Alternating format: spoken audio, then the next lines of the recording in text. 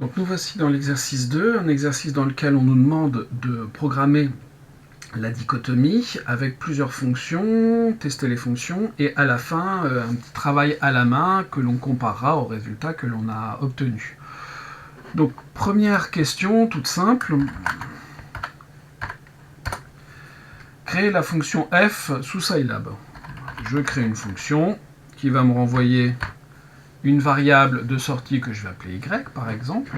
La fonction doit s'appeler f. Elle prend en variable d'entrée une variable x.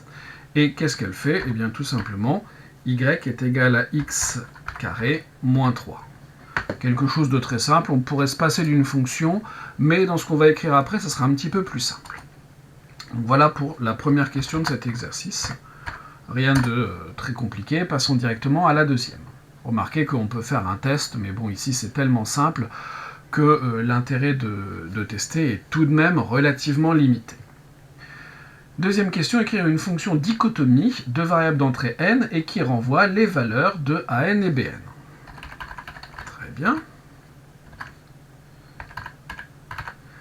Je vais créer une fonction qui va renvoyer deux valeurs. À partir du moment en fait où je dois renvoyer deux valeurs, je renvoie une matrice.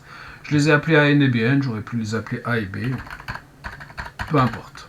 Dichotomie. Et en variable d'entrée n, ça va me donner le nombre d'itérations que je souhaite. Cette fonction doit renvoyer les valeurs de an et bn, sachant qu'ici on est sur l'intervalle 1, 4, donc forcément pour commencer, j'aurai an qui sera égal à 1, bn qui sera égal à 4. Je vais pouvoir faire une boucle for, puisque je connais à l'avance le nombre d'itérations que je veux faire, et bien il y en a n. For k égale 1 de point n. Je vais faire mes n itérations. Maintenant, qu'est-ce que je dois faire? La première chose que je dois calculer, c'est c qui vaut an plus bn sur 2. Une parenthèse en trop. Suivant la valeur de c, et donc plus exactement la valeur de f de a et de f de c, suivant s'ils sont de même signe ou pas, je vais transformer an ou je vais transformer bn. Donc pour ça, il va falloir que je regarde le produit f de an multiplié par f de c. Alors, c'est là que je me rends compte que pour que ce soit plus simple, j'ai tout intérêt à mettre a et b partout. Ça sera plus conforme à la façon dont est décrite la méthode dans le poly. Donc, si f de a multiplié par f de c est positif, alors qu'est-ce qui va se passer? Alors dans ce cas-là, ça veut dire que la solution, si ils sont tous les deux, si le produit est positif, c'est qu'ils sont de même signe, donc la solution se trouve entre c et b, ce qui veut dire que mon nouveau a, ça sera la valeur de c. Et sinon,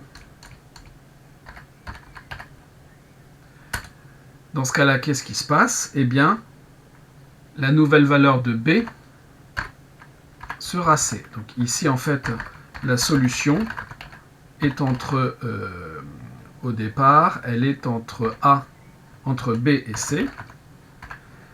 Et ici, la solution, elle est entre A et C. Il ne faut pas que j'oublie un end.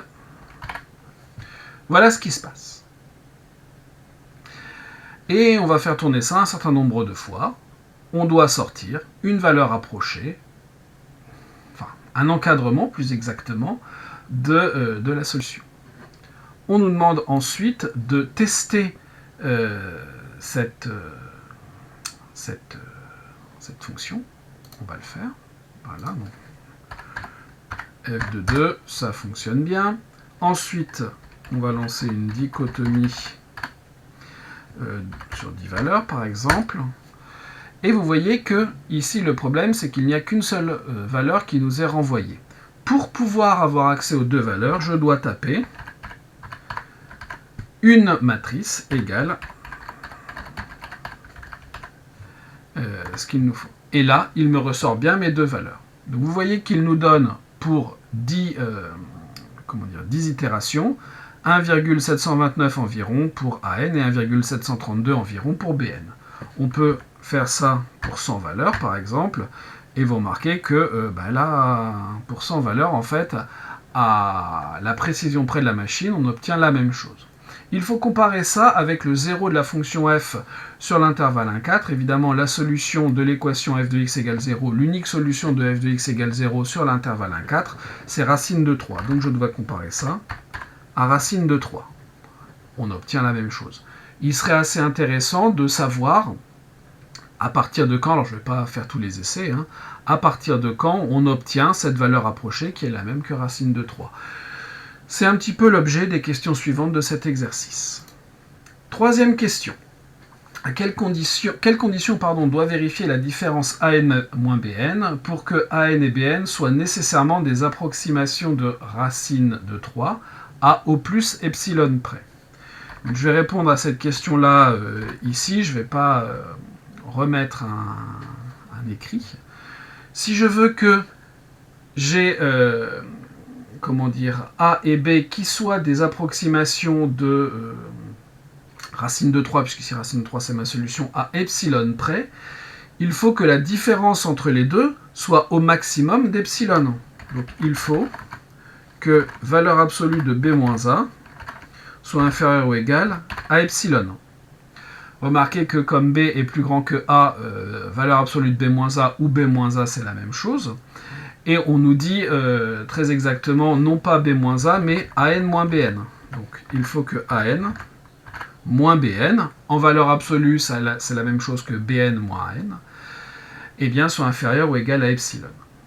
Et on me demande avec ça de fabriquer une fonction qui s'appellera dichotomie 2, qui doit renvoyer toujours une valeur approchée par excès, une valeur approchée par défaut de racine de 3, donc de la solution, de l'unique solution de l'équation f de x égale 0 sur l'intervalle 1, 4, et qui doit en plus afficher le nombre d'itérations qui ont été effectuées. Ça, c'est plus intéressant, puisqu'au lieu de dire on va faire le travail 10, 20, 50, 100 fois, sans avoir trop d'idées du nombre d'itérations nécessaires, on va plutôt regarder la différence entre les deux. Et bien, quand j'aurai peu de différence entre les deux, j'aurai une valeur approchée de ma solution avec une précision que je suis capable de quantifier. Et derrière, je pourrais dire, voilà, j'ai eu besoin de 50, 62, 2000 itérations, on verra bien. Donc je vais pouvoir reprendre ça. Donc la fonction doit s'appeler dichotomie 2. Par contre, cette fois, je ne sais pas de combien d'itérations je vais avoir besoin. Donc cette fois, je donne, donc ici non, j'aurais pas besoin de ça, j'aurais besoin de epsilon. J'initialise mon n à 0, puisque au départ je n'ai fait aucune itération.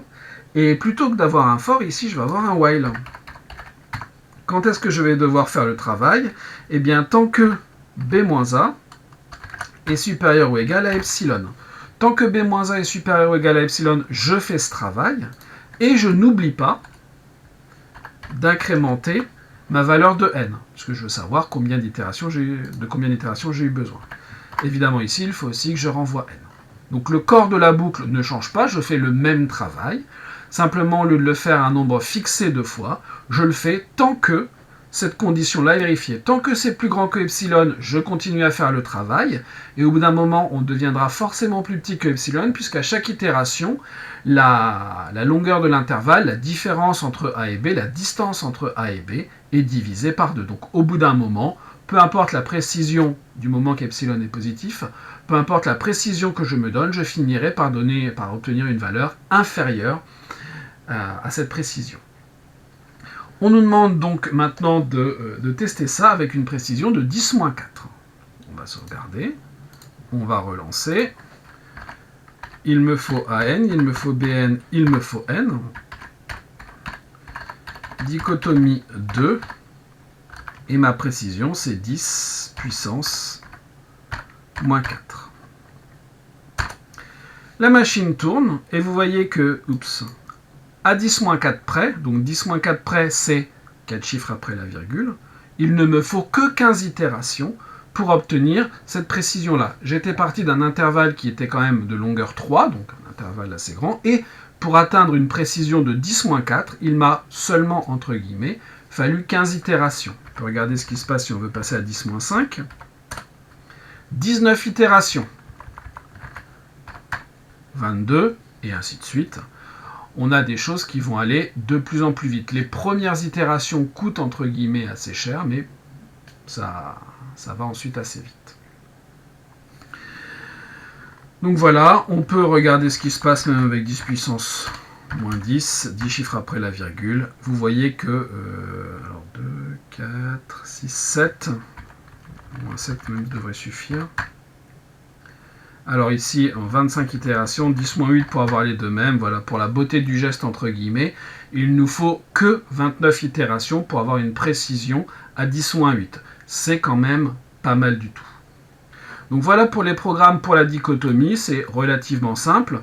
Et si vous changez de fonction, il vous suffit tout simplement de remplacer ici cette fonction f par une autre. Passons à la dernière question de cet exercice, où en fait on va regarder ce qui se passe à la main. Donc pour ça, je vais quitter Scilab et revenir sur ma feuille blanche entre guillemets. Voilà. Je reprends mon énoncé qui est là. Et on va faire le travail qui est un travail à la main. Donc c'est la question 3C.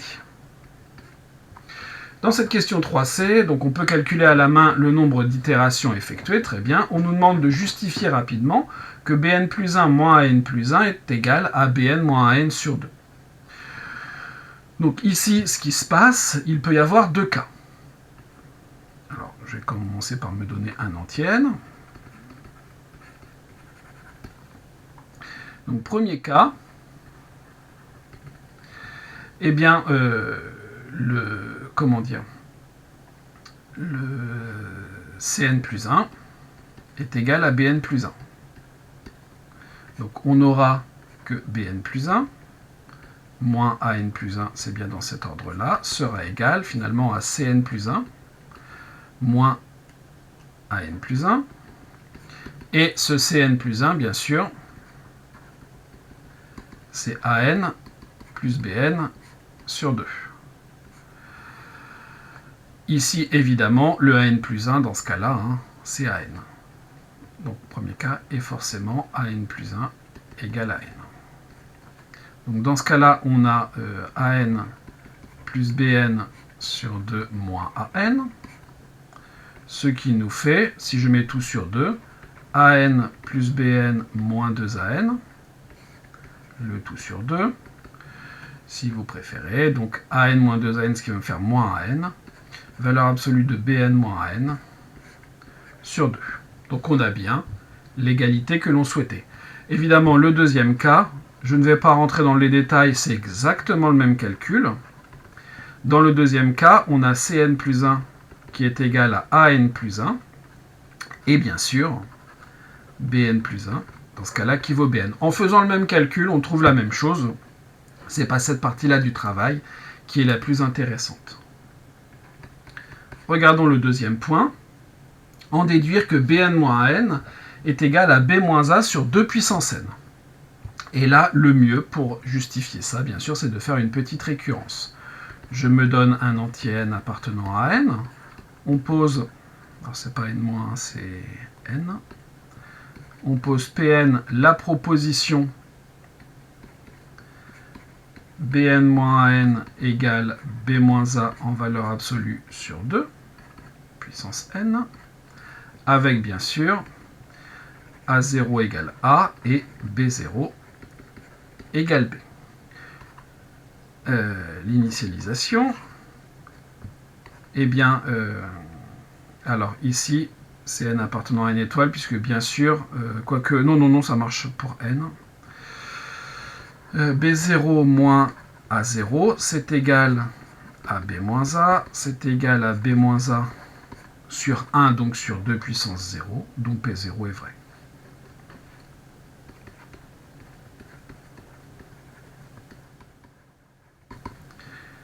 L'hérédité, on se donne comme toujours un entier K, tel que la proposition PK soit vraie. C'est-à-dire que BK moins AK vaut B moins A sur 2 puissance k. Ce qui nous intéresse, nous, c'est ce qui se passe bien sûr au rang k plus 1. bk plus 1 moins ak plus 1. D'après ce que l'on vient de dire, c'est bk moins ak sur 2. Et bk moins ak sur 2, c'est b moins a sur 2 puissance k sur 2. Ce qui nous fait bien notre b moins a sur 2 puissance k plus 1. Donc la proposition pk plus 1 est vraie. On conclut par principe de récurrence.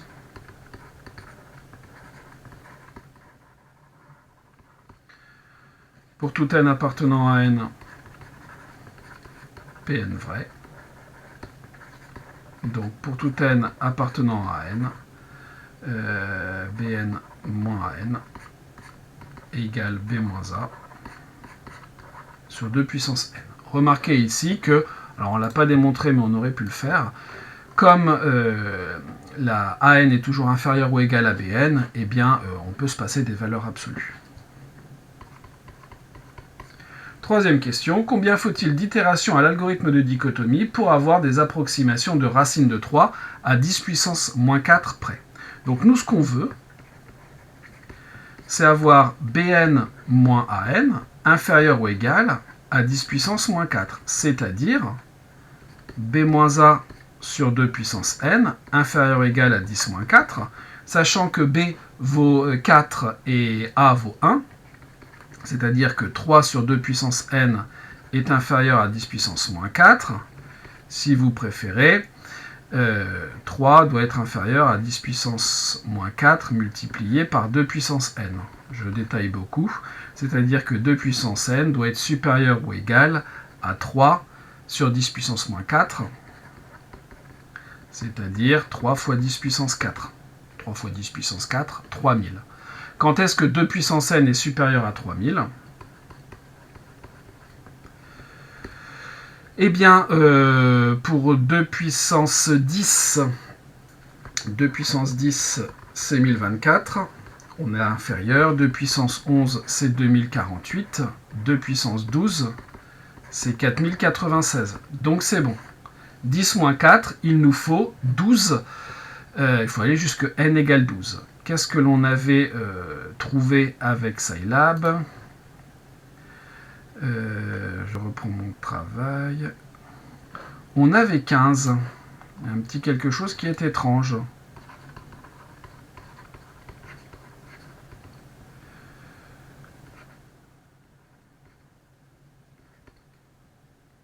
Oui, évidemment, c'est 3 fois 10 puissance 4. Donc c'est 30 000. Quel idiot. Donc, 2 puissance 12, c'est 4096. 2 puissance 13, 8192. 2 puissance 14, c'est 16 384. On est inférieur. 2 puissance 15, c'est 32 768. Supérieur ou égal à 30 000, ce qui n'était pas le cas avant. Donc, n égale 15, qui est bien la même valeur que celle donnée par Scilab. Des 10 puissance 4 et non pas 10 puissance 3. Voilà pour l'exercice 1 de ce TP sur la résolution approchée d'équations, sur la méthode de dichotomie que vous aviez peut-être déjà abordée au lycée.